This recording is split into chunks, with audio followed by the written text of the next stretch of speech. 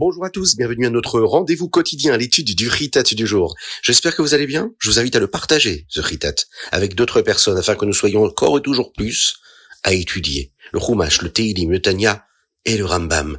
Et aujourd'hui, un petit mot sur Tu Bishvat. Nous sommes aujourd'hui Tu Bishvat, 15 Shvat 5786, le Yom Sheni, lundi de la Parashat Yitro.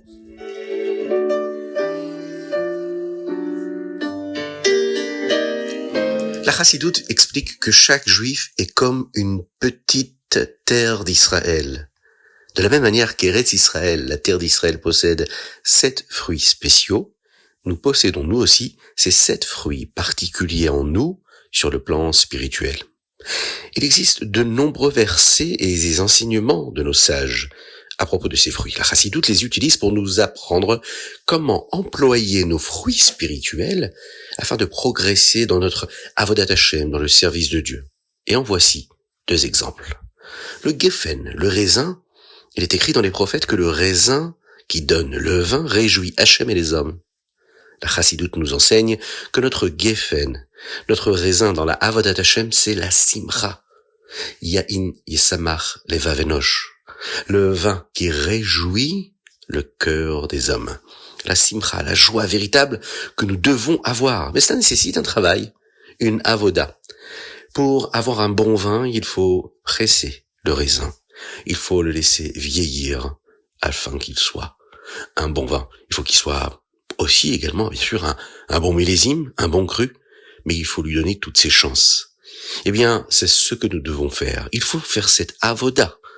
Véritable travail et des efforts pour arriver à une joie véritable. Dans tout ce qui nous arrive, nous devons chercher le côté positif. Et c'est ce qui va nous rendre joyeux et heureux. Dans ces fruits-là, il y a également le rimon, la grenade. La Gemara dit que chaque juif est rempli de mitzvot comme une grenade est remplie de graines. Dans notre Avodat Hashem, dans le service de Dieu, nous devons essayer de nous remplir de mitzvot, en recherchant toujours de nouvelles occasions d'en accomplir. Nous pouvons chercher des moyens d'étudier davantage la Torah, de faire des actes de bonté envers les autres, ou bien tout simplement de lire Teilim. Les fruits arrivent, mais avant cela, il faut planter. Et planter, ça nécessite un travail. Planter un verger, c'est un travail difficile. Cela commence par planter une graine, il faut l'arroser, il faut attendre patiemment pendant des mois et des mois, et lorsque l'arbre commence à pousser, il a besoin d'être taillé avec soin, arrosé régulièrement et protégé des insectes et des animaux. Alors pourquoi un agriculteur passe-t-il tant d'années à cultiver son verger? Eh bien parce que le fruit qui poussera à la fin en vaut la peine. C'est l'une des leçons de Tu Bishvat. La coutume de ce jour est de manger de délicieux fruits. Ça nous rappelle combien le fruit est merveilleux. Nous comprenons que tout l'effort investi pour le faire pousser en valait la peine. La Géoula est semblable à cela. Savoir qu'il y a un fruit à la fin nous donne de la force. C'est ce qu'un juif doit accomplir pendant l'exil, pendant la galoute. Il sait qu'il y aura la Géoula. Il faut accomplir ce que nous devons faire pendant cette galoute, pendant cet exil, mais manger les fruits délicieux de Tu Bishvat nous rappelle que tout ce travail difficile en vaut la peine pour recevoir, à la fin, le délicieux fruit de la Géoula, lorsque Mashiach viendra.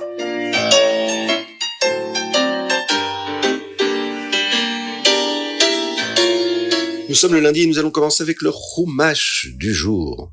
Avant d'apprendre comment Hachem donna la Torah au Ham Israël, le point central de notre paracha, puisque nous allons lire les 10 commandements cette semaine, nous terminons d'abord ce que la Torah nous raconte à propos de Yitro, cette personnalité exceptionnelle dans l'histoire du peuple juif, même si cela s'est produit plus tard. Cette histoire eut lieu le lendemain du jour où Moshe Rabbeinu descendit avec les 2e Luchot, le jour du Yom Kippour, comme nous l'apprenons dans la parashat Kitissa.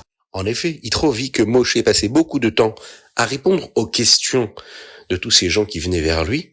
Il passait du temps à juger les disputes qu'il pouvait y avoir dans le Ham Israël. Et Yitro vit que Moshe restait assis tandis que tous les autres restaient debout. Il demanda à Moshe pourquoi tout le monde devait rester debout. Car on n'est pas obligé de se lever devant un juge, c'est une halakha. Moshe expliqua qu'il ne se levait pas pour lui, mais parce qu'il venait entendre les paroles de la Torah qu'il recevait de Dieu. Yitro dit alors à Moshe qu'il ne pensait pas que ce soit une bonne idée que Moshe enseigne seul à tout le peuple. C'est trop pour une seule personne d'enseigner à toute une nation. Il va lui suggérer et lui dire, si Hachem est d'accord, que Moshe choisisse certains juifs pour être juges sur des groupes, ainsi, il n'aurait pas besoin de poser toutes les questions directement à Moshe Rabbeinu. Là, Yitro va dire à Moshe Rabbeinu de rechercher des hommes dignes d'être juges. Des hommes riches, afin qu'ils n'aient pas besoin de flatter les autres pour obtenir quelque chose. Des hommes ayant la hirat shamaim, la crainte du ciel. Des hommes fidèles à leur parole, afin que les gens leur fassent confiance. Des hommes qui n'aiment pas se disputer pour de l'argent. Il devait y avoir un responsable pour chaque groupe de 10, un responsable pour 50, un autre pour 100 et un autre pour 1000 personnes. Et seulement, lorsqu'une question était trop difficile pour eux, ils devaient alors la transmettre à Moshe Rabbeinu. Yitro dit à Moshe que si Hachem était d'accord et qu'il agissait ainsi, tout se passerait bien pour chacun du Ham Israël. Tout le monde serait content, et puis le Ham Israël serait heureux. Il pourrait accomplir tout ce qu'il avait à accomplir et résoudre tous les problèmes.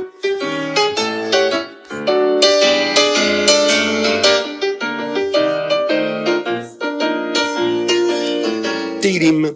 Alors avant de dire un petit mot sur les Tehillim d'aujourd'hui, et oui, parce que nous lisons aujourd'hui du 77 au 78, à savoir le Ayin Zayin et le Ayin Chet, il est important, chacun là où on est.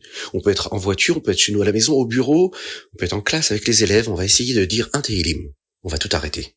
Dire un Tehillim et penser à ceux qui ont besoin d'une refoua chez les ma tout de suite maintenant, et parmi eux, Abraham Nissim Ben Sultana et David Ben Sultana. On va dire un Tehillim, le Tehillim Chaf par exemple, et on va le répéter, et on va penser très fort, et on va demander à Hachem qu'il guérisse tous les malades du Ham Israël.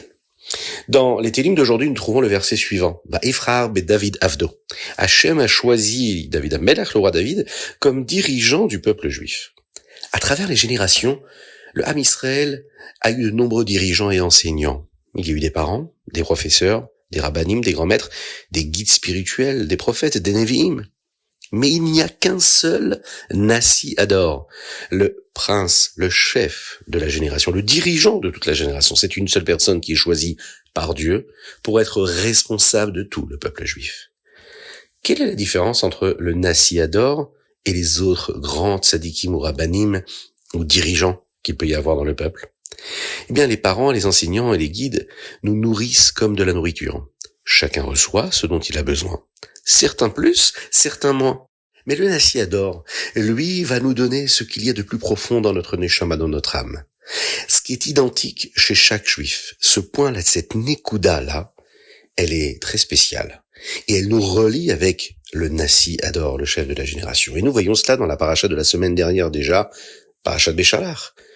Tout le Ham Israël a chanté Az Yashir Moshe. Il y avait des grands et des petits, des gens simples comme des gens riches. Il y avait même des enfants, des vieillards. Cela montrait que ce chant venait d'un endroit très profond de l'âme où tout le Ham Israël était égal. Mais pour que tous puissent chanter ensemble, le Nassi Ador devait d'abord éveiller cette partie de leur âme. Yechidash benefesh. C'est pourquoi le verset dit Az Yashir Moshe Uvnei Israël. D'abord Moshe a chanté, c'est-à-dire le Nassi Ador, qui lui va éveiller les neshamot, les âmes, puis tous les juifs purent louer Hachem ensuite. C'est ce que nous disons dans ce Tehillim. Vaifrar be David Avdo. Hachem a choisi le roi David comme dirigeant du Ham Israël, et c'est ce que nous allons recevoir à travers chaque génération. Avec le dévoilement du roi Mashiach très rapidement, Bekarov, Mamash. Tania. L'écoutez Amarim, nous sommes dans le chapitre 24. Nous avons développé hier une très belle notion qui est celle de ce que la Avera peut causer, mais aussi ce que la Gdusha peut recevoir lorsque nous faisons un acte de mitzvah.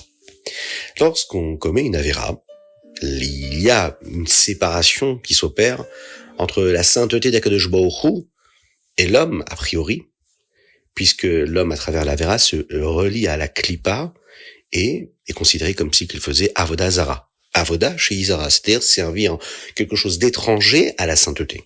D'une certaine manière, il en est même plus éloigné d'Hachem que celle-ci. Si chaque juif possède un amour caché, la Hava Mousseteret, dont nous avons parlé pour Akadosh Baruch Hu, et que chaque juif il est prêt à faire le sacrifice suprême que nous appelons le Messirut Nefesh pour rester attaché à lui, il y a une question qui se pose aujourd'hui dans notre Tanya. Comment et pourquoi un juif peut-il faire une faute? Rabbi Shlomo Zalman répond, il nous dit, Akadosh Baruch Hu a donné le Yetzer Hara à l'homme, ce mauvais penchant, que nous appelons le mauvais penchant, qui est en réalité le Yetzer, dans le sens où le Yetzer c'est une force qui pousse. Et il est là pour nous donner la permission d'essayer de convaincre un juif de fauter. Cela s'appelle en réalité le Ruach Shtut, dont nous avons parlé avec profondeur dans les Mahamarim du Yud Shvat. Le Ruach Shtut, cet esprit, ce vent de folie qui s'empare de la personne et qui fait qu'il est capable de faire l'inverse de ce qu'il a envie de faire réellement au fond de lui, c'est-à-dire de rester attaché à Dieu. La voix du Yetzer Hara, elle est cette voix-là qui résonne en lui, qui lui dit que une faute, une avéra, ne le sépare pas vraiment d'Hachem. Seulement, pour quelque chose de très grave, comme abandonner totalement la Torah, que Dieu nous en préserve. Alors la Hava Mesuteret, cet amour caché qui est en chacun d'entre nous, se réveille et empêche la personne de tomber. Mais les petites fautes, ou même celles qui sont plus grandes, le Yetzer Hara, il peut nous laisser oublier, en fait, l'impact qu'ils peuvent avoir et qu'elles peuvent avoir sur notre vie et notre connexion avec Dieu.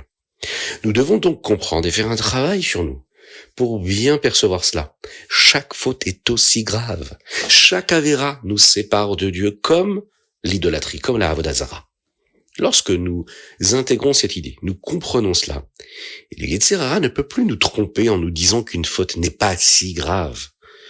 La Gemara, le Talmud, dit d'ailleurs que lorsque le Yetzer Hara nous dérange, nous devons le traîner au Beth Midrash pour étudier la Torah. Im pagabar men uvalze moshre ou la Beth Midrash. Prends-le avec toi au Beth Midrash, et là il va se calmer. Il va fondre. Nous voyons ici que la force de l'étude de la Torah nous protège contre des pensées absurdes qui peuvent devenir du Yetzer Hara. Il existe d'ailleurs un petit ouvrage du Rabbi Rachab, le Rabbi Shalom Dovber, qui est appelé le Kuntres Umayan, très intéressant, où il rapporte les paroles du Tanya et d'autres raisonnements que le Yetzer Hara peut avoir. Il laisse parler cette voix-là. Et le Yetzer Hara, les mots qu'il prononce parfois, c'est « personne ne me verra » ou bien « il ne m'arrivera rien ».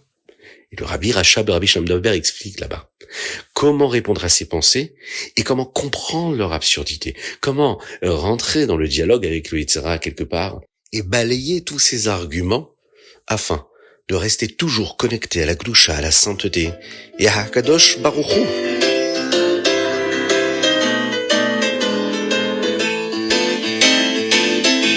Ayom Yom Tu Bishvat, Tet Vav Shvat, 15 Shvat. On ne dit pas Tachanoun, car c'est Tu Bishvat. Aujourd'hui, nous apprenons quelque chose à propos du Likutei Torah, que nous commençons à étudier dans la Parashat Béchalar, puisque vous le savez, il y a le Likutei Torah et le Torah Or. Et bien, le Torah Or va jusqu'à la Parashat Béchalar, et là, nous allons entamer le Likutei Torah, qui est la Parashat Chassidite, par le Rabbi Shlomo Zalman de Liadi.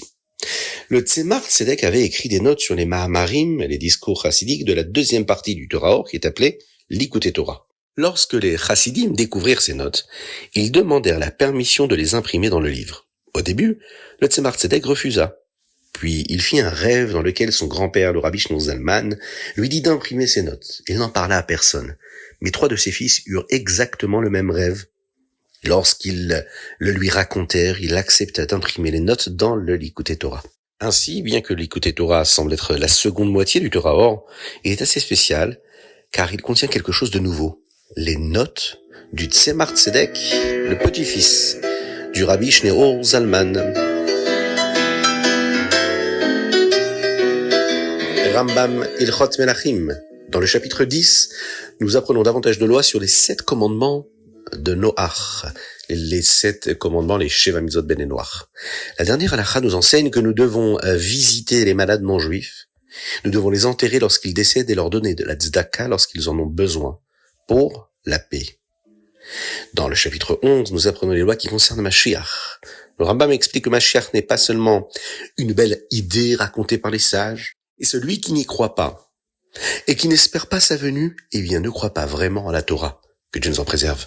Et dans le chapitre 12, pour terminer, on nous dit que lorsque Mashiach viendra, de nombreuses choses extraordinaires se produiront.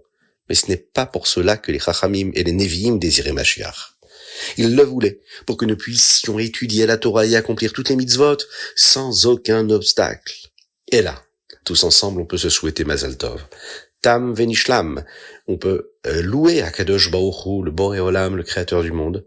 Oui, aujourd'hui, nous avons terminé l'étude du Rambam pour la 45e fois depuis que le Rabbi de Lubavitch a instauré ce programme, à savoir d'étudier 3 chapitres de Rambam tous les jours et de cette façon terminer en une année tous les sujets de la Torah, du judaïsme, qui sont relatés et détaillés dans les lois du Yad HaChazaka, dans cette œuvre extraordinaire du Rambam de Maïmonide. Le Rabbi encourageait chacun à participer à un siyum, en personne si possible, et c'est ce que Be'ezrat Hashem, on souhaite que chacun puisse participer, faire les chaïm, prendre des forces, et Be'ezrat Hashem se retrouver dès demain pour reprendre cette étude avec plus de force, plus de vitalité. Be'ezrat Hashem.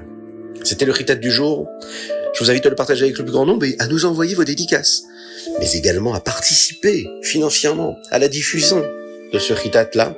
Faites-le en nous envoyant un petit message par WhatsApp au plus 33 6 21 37 24 52. À très bientôt. Que Dieu vous bénisse et qu'il vous protège, qu'il vous inonde de bonté, de grâce et de miséricorde, et de joie véritable dans tous les domaines.